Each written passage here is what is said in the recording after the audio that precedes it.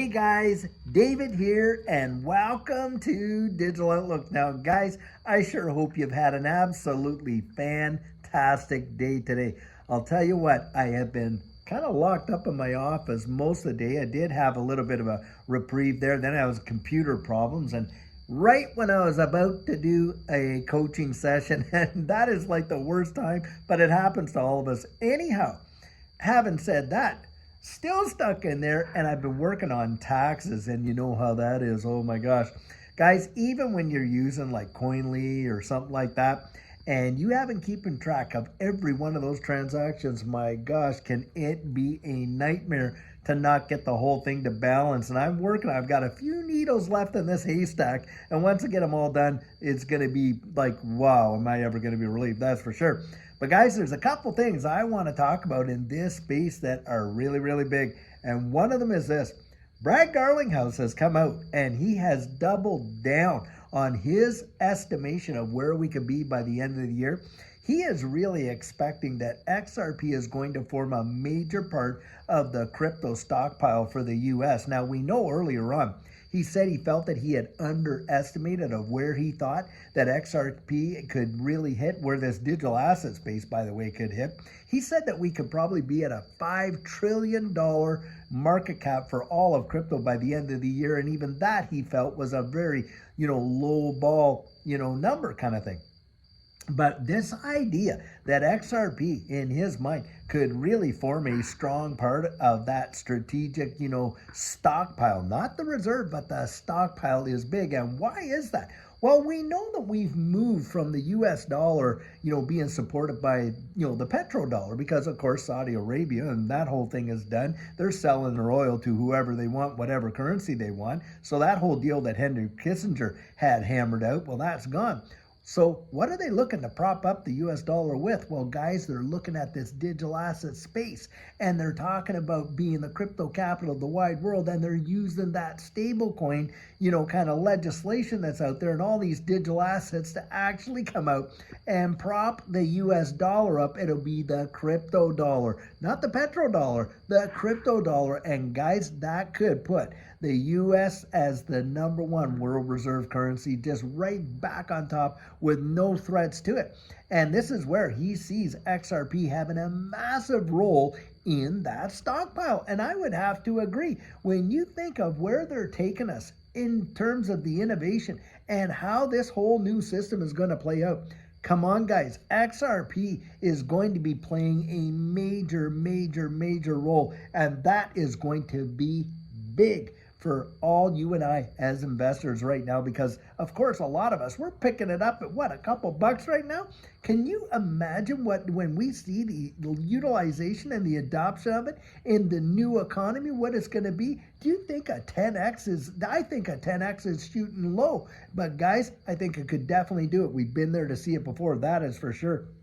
Now, there is something else that has been affecting a lot of the folks in this digital asset space, and I'm talking about all my friends up there in Canada. Apparently, Caleb and Brown has come out and had said they're actually withdrawing from Canada. Now, they've come out and said, hey, it's not the taxes, it's that. It's just, too costly to do business. Well, why is too costly to do business, guys? Is because in Canada, they have been literally squeezing the noose and making it so difficult for folks to interact in this digital asset space unless they're doing it inside the borders. Now, I have had clients that I've talked to, where we've done our coaching, where they have had some major hassles, literally wiring funds from Canada over to different banks and things like that in order to facilitate these transactions.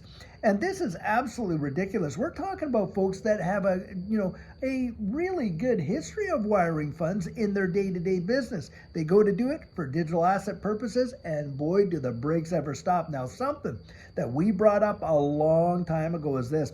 In certain parts of Canada, they have limited folks from being able to invest more than $30,000, get that, into these digital assets. Now, you can go and take your money, fly down to Vegas, you could blow your life savings down there, but you're not allowed to invest in this digital asset space. Now, guys, what does that remind me of?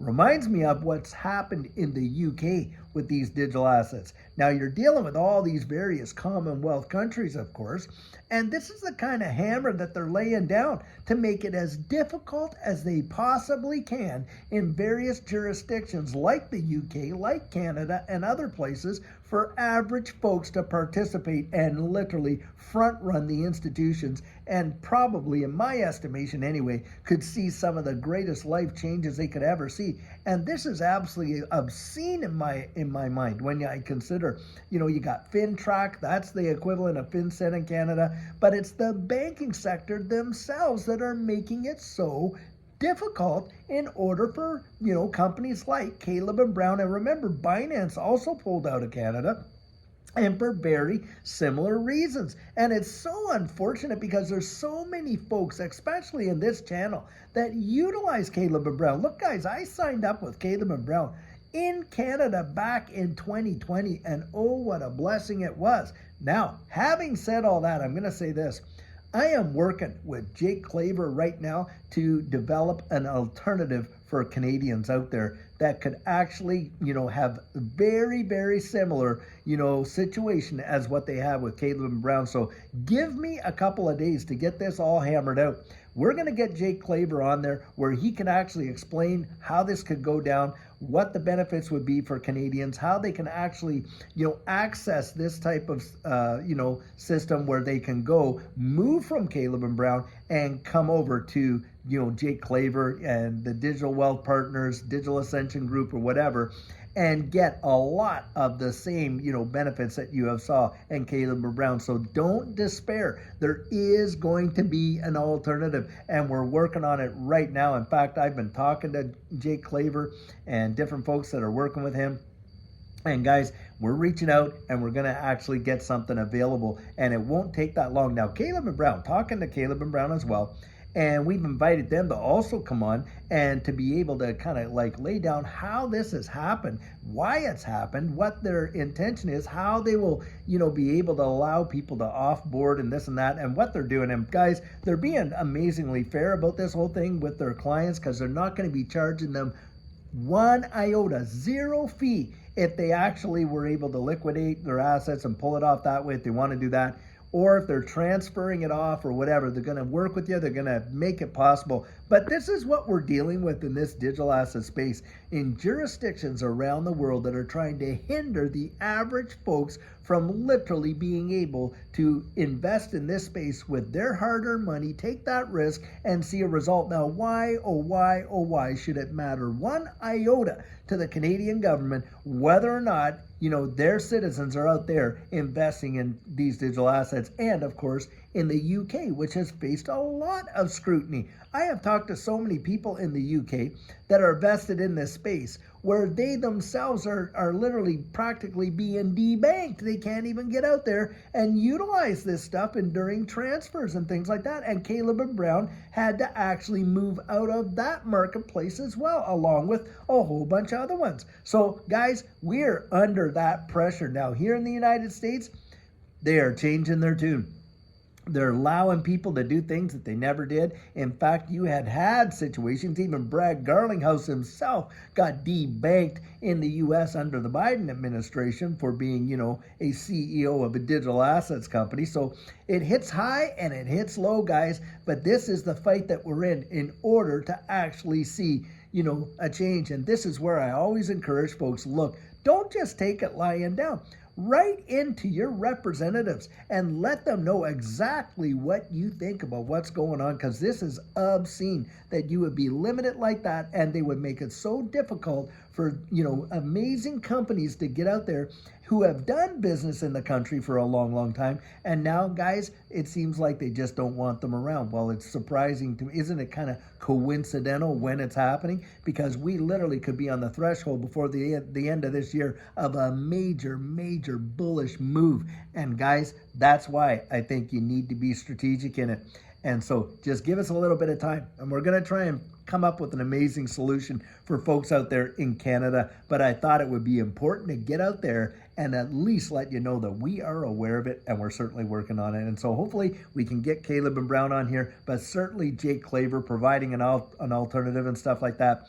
Guys, this is an amazing time and space. And boy, I'll tell you what, you got to have nerves of steel to get through it. But we're all going to get through it. And guys, like I love to say, I want you standing there right beside me when we cross that finish line and we're right there in the winner's circle. I think it's going to be absolutely mind-bending, guys. We were there to see it. Judy and I experienced it. And do I believe that it's going to be 10 times bigger? Yeah, I do. But I'm always out there encouraging you. Guys, don't take my word for it. Get out and research it for yourself. It's not financial advice, guys. You get my 100% biased opinion. And boy, oh boy, do I have a big one on this space, I'll tell you what. So guys, until tomorrow when we are planning another fantastic video for you, have a great one and take care.